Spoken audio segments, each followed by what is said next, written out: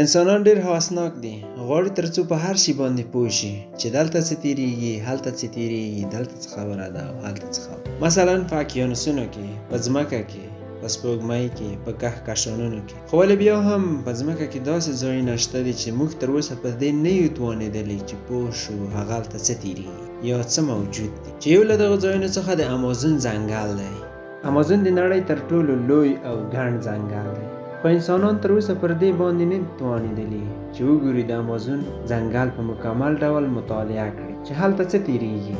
د امازون د ځنګلونو په منځ کې یو سیند موجود دی چې د امازون د سیند په نامه یادېږي چې د نړۍ تر ټولو لوی سیند دی. د امازون سیند 6640 کیلومتره اوږدوالی لري او 100 متره ژوروالی لري. یعنې ویلی شو تقریبا یوه بحیره ده. بحیره هغه سیند ته ویل کېږي چې له بحر څخه کوچنی او له سیند څخه لویه وي. د امازون د سیند اوبه په وروستیو نقطه کې اقیانوسونو ته تویږي. د امازون د ځنګلونو مساحت 5.5 میلیون کیلومتره دی، یعنې د افغانستان 8 برابره لوی دی. د امازون د ځنګل په اکثره ځایو کې د لمر وړانګې د امازون د ځنګل تلې ته نه رسیږي. د امازون په ځنګل کې بعضې بومي انسانان هم ژوند کوي چې له نننۍ عصري نړۍ سره اصلا ارتباط نه لري او هماغه 3000 کاله مخکې له میلاد څخه پاتې دي. د امازون په ځنګل کې بعضې قبیلې اوسېږي چې له بیرون له ځنګل څخه هیڅ نه دي خبر او نه غواړي چې خبر شي. په نقشه کې چې کوم زیړه نقطه تاسو وینئ دا د امازون په ځنګل کې هغه ځای دی چې د ولید د جواري په نامه یادېږي. د دغه ساحې مساحت د اتریش د هېواد په اندازه دی او په دغه ساحه کې 3000 بومي انسانان ژوند کوي چې نه له دغې منطقې څخه خارجېږي او نه څوک غواړي چې دغې سیمې ته داخل شي. د امازون ځنګل په برازیل هېواد کې موقعیت لري. د برازیل هېواد د امازون ځنګلونو ته داخلېدل ممنوع اعلان کړي دي، حتی تر دې پورې چې دغې منطقې ته دانشمندان، سیلانیان، تاریخپوهان او نور عادي خلک نشي کولی لاړ شي. د ځنګل بومي خلک خارجي انسانان وژني او د ځان لپاره یو لوی خطر بولي. په دغه ډول سلهاوې نورې قبیلې د امازون په ځنګل کې موجودې دي چې تر اوسه یې موږ نه پېژنو، چې هره قبیله ځان ته ژبه، رواج، فرهنګ او کلتور لري. نو په همدې خاطر دانشمندان وایي چې د امازون په دغه ګڼې ځنګلونو کې په سلهاوو ژبې موجودې دي.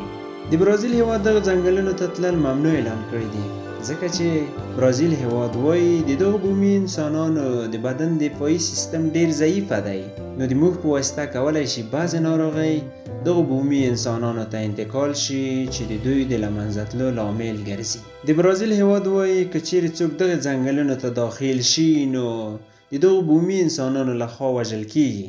د وژلو سربیره د دغه وژل شوي کس په واسطه دغه بومي انسانان هم وژل کېږي ځکه چې له وژل کېدونکي انسان څخه وروسته بعضې ناروغۍ دغو بومي ځنګلي انسانانو ته انتقالیږي چې د دغه انسانانو د قتل عام سبب ګرځي ځکه چې د دوی د بدن دفاعي سیستم ډېر ضعیفه دی.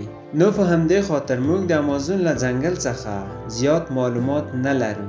که څوک هلته ولاړ شي اول خو د برازیل هېواد د دې اجازه نه ورکوي تر څو هلته لاړ شي، خو که بیا هم دغه ځنګلونو ته داخل شي نو د ورکېدو امکان یې ډېر زیات دی. که چیرې په عصري وسایلو سره دغه ځنګل ته داخل شو د ورکېدو مخنیوی وشي، له هغې وروسته دغه ځنګل له ډېرو خطرناکو او وحشي ځناورانو څخه ډک دی چې کولی شي موږ له منځه یوسي. چیرې د امازون سیند ته لاړ شئ او وغواړئ هلته لامبو ووهئ نو د امازون سیند له داسې خطرناکو ماهیانو څخه ډک دی چې غاښونه لري او په څو ثانیو کې مو ټول بدن تیکه تیکه او پارچه. چې دغه ماهیان د پوکو ماهیانو په نامه یادېږي. نو تاسو کولی شئ په جهاني اکاډمي یوټیوب چینل کې نوې ویډیو مخکې موږ اپلوډ کړې ده هغه وګورئ. اوس سوال دا دی چې آیا دغه سیمه مخکې هم ځنګل وه؟ تر دغه ځنګل لاندې کې عصري ښارونه موجود وو. کله چې دانشمندانو څېړنه وکړه نو معلومه شوله چې د امازون تر ځنګل لاندې یو عصري تمدني ښارونه موجود وو. دانشمندانو چې هر ځای څېړنه وکړه نو یوازې یو شمېر ساختمانونه یې پیدا کړل چې تر خاورو لاندې شوي وو او د خاورې مجسمې هم پیدا کړې. دا یې د ځمکې پر سر باندې پیدا کړې چې تر خاورو لاندې شوې وې. کله چې له هوا څخه دغه ځنګلونو ته ګورو نو عجیبې نقشې وینو دغه نقشې زر کاله مخکې د مځکې پر مخ ایستل شوي دي ترڅو په دغو ساحو کې ونې رشد ونه کړي. له 400 څخه زیاتې دغه نقشې د امازون په ځنګل کې پیدا شوي. هیڅوک نه پوهیږي چې دغه نقشې ولې جوړې شوي، خو دا د انسانانو کار دی. بعضې خلک وایي چې دغه نقشې د فضایي انسانانو کار دی. که فضایي انسانان نه پېژنئ نو زموږ یوټیوب چینل ته ورشئ او هلته ویډیو موجوده ده، کولی شئ له هغې څخه فضایي انسانان وپېژنئ. خو علم وایي چې دغه نقشې د انسانانو کار دی، لکه د مصر اهرامونه چې ځینې خلک وایي دا د فضایي انسانانو کار و، ځینې نور بیا وایي چې نه، دا د انسان کار و.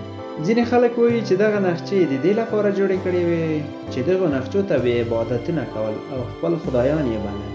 د امازون په ځنګل کې اکثره وخت اور لګېږي، یو زیاته برخه ونې له منځه ځي. په دغو اخرو کې دغه کار ډېر زیات شوی دی او ویل کېږي چې دغه کار د انسانانو په لاس ترسره کېږي، ځکه چې ځنګل له منځه یوسي او د زراعت لپاره مځکه پیدا کړي او د ځنګل د له منځه وړلو د لرګیو څخه د کاغذ د تولید لپاره استفاده کوي. په دغه 5.5 میلیونه هکتاره ځنګل کې 40,000 ډوله ونې موجودې دي. 20,000 ډوله ماهیان د دغه ځنګل په سیند کې موجود دي.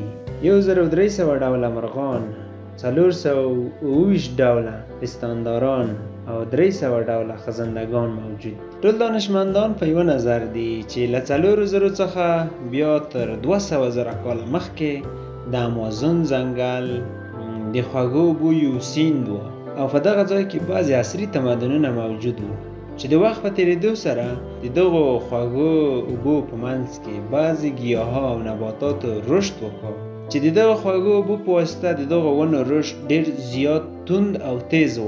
ډېر په سرعت سره دغه 5.5 کیلومتره مساحت د ونو په واسطه وپوښل شو.